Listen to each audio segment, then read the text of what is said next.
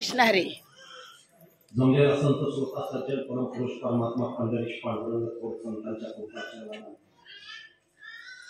आजच्या या शाखा रामकृष्ण हरी वारकरी संघटनेच्या शाखा उद्घाटनाच्या निमित्तानं उपस्थित असणारे मान्यवर वारकरी संघटनेचे पदाधिकारी, रामकृष्ण हरी वारकरी संघटनेचे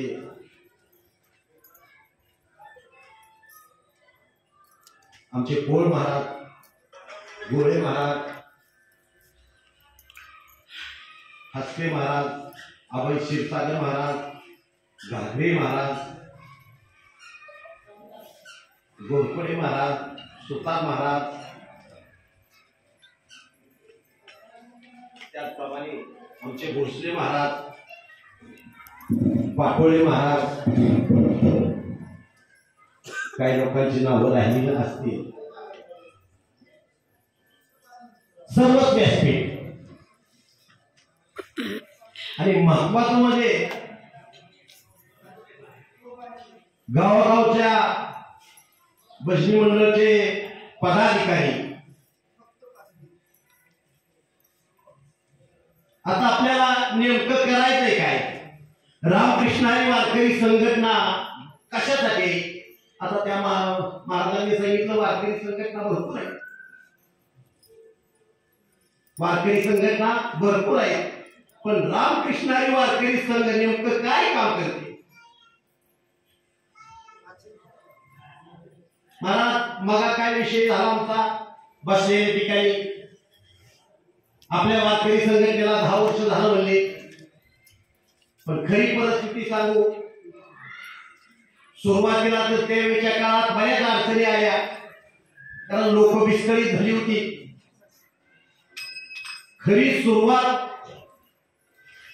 आपल्या सातारा जिल्ह्यातूनच झाली, पण कोरोनाच्या नंतर समाज एक पटायला सुरुवात झाली.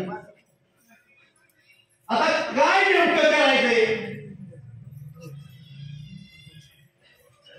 एक गोष्ट लक्षात ठेवा, आम्ही भजन करण्याचा उद्देश आहे. आम्ही भजन गावागावात का करतो? आम्ही टाळ का वाजवतो? हे ग्रंथाने सांगितले, गावातला वाईट विचार निघून जावा, गाव गुण्या गोविंदानं प्रेमानं जिवाळ्यानं आपुलकीनं एकत्र एकजुटीनं राहावं, नांदावं, यासाठी आम्ही रात्रात जागर करतो, यासाठी आम्ही भजन करतो, यासाठी आम्ही टाळ वाजवतो. ग्रंथात पुरावा आहे, मूर्ते हे जन्म देख में डोळा येतो कळवळा भरून या, दुनियाचा कळवळा भरून हे करायचं आहे. आणि जगाच्या कल्याणाचा विभूती दुनियासाठी परमात्मा म्हणजे दुसरं काय? जगासाठी दुसऱ्यासाठी धडपडणं.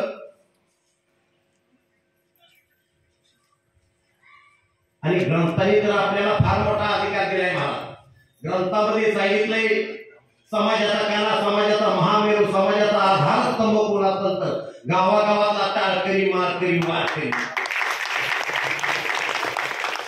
गावात भजनी मंडळ.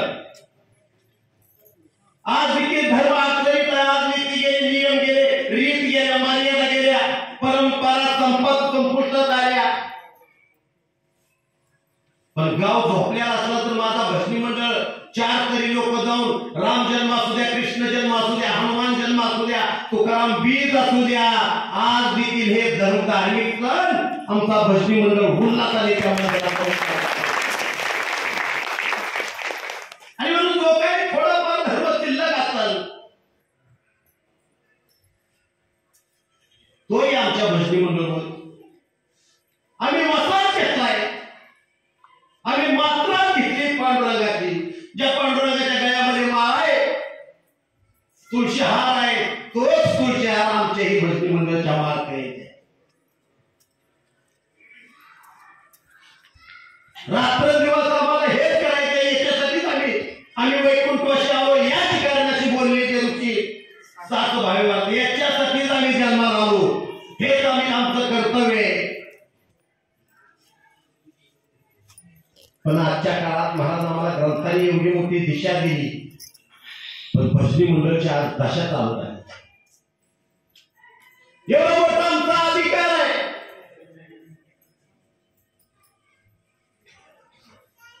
कारण पूर्वीच्या काळी महाराज, तुम्ही आता या ठिकाणी शिंदे महाराज आहेत, आपल्या भागातले वैभवशाली कीर्तनकार आहेत, माझ्यापेक्षा चांगले अभ्यास आहेत.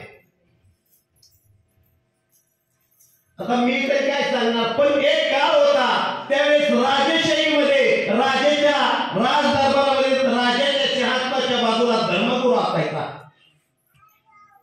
आणि तो धर्मगुरू ऋषी मुनी साधू संत तुमच्या आमच्या वंशात असायचा. आताच्या काळात धर्मगुरूही राहिला नाही आणि म्हणून नीती गेली, नियम गेले, रीत गेल्या, मर्यादा गेल्या, परंपरा संपुष्टात आल्या. आणि मग ठरवलं बर शेवटी साधू संतावर येतो महाराज, कारण देव दुसरा तिसरा कोण नाही. आता एवढं काही झालंय तर आता काही देवानी जन्माला यावे का? देव ते संत आणि संत ते देव, निमित्त त्या प्रतिमा आहे. देव दुसरा तिसरा कोण नाही, तुम्ही आम्हीच देव आहोत. आणि म्हणून उठा जागे व्हाय आता म्हणायची वेळ. नीती गेली, नियम गेले, रीत गेल्या, मर्यादा गेल्या, म्हणून उठा जागे व्हाय. एकत्र या, संघटित व्हा, संघर्ष करा.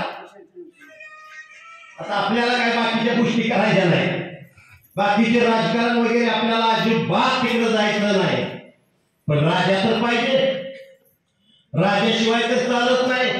पण ग्रंथाने सांगितलंय साधू संतांच्या विचाराचा राजा असावा, साधू संतांच्या विचाराचं राज्य असावं, तरच रामाचं राज्य शक्य आहे. आणि एक गोष्ट लक्षात ठेवा, आपला जन्म कशासाठी? तुम्ही महाराजात का घातली, तुम्हीच का भजन करता? याचं कारण आहे, त्रेतायुगामध्ये प्रभू रामचंद्रांनी जन्म घेतला रावणाचा निपात राक्षसाचा करण्यासाठी, पण रामाबरोबर जीव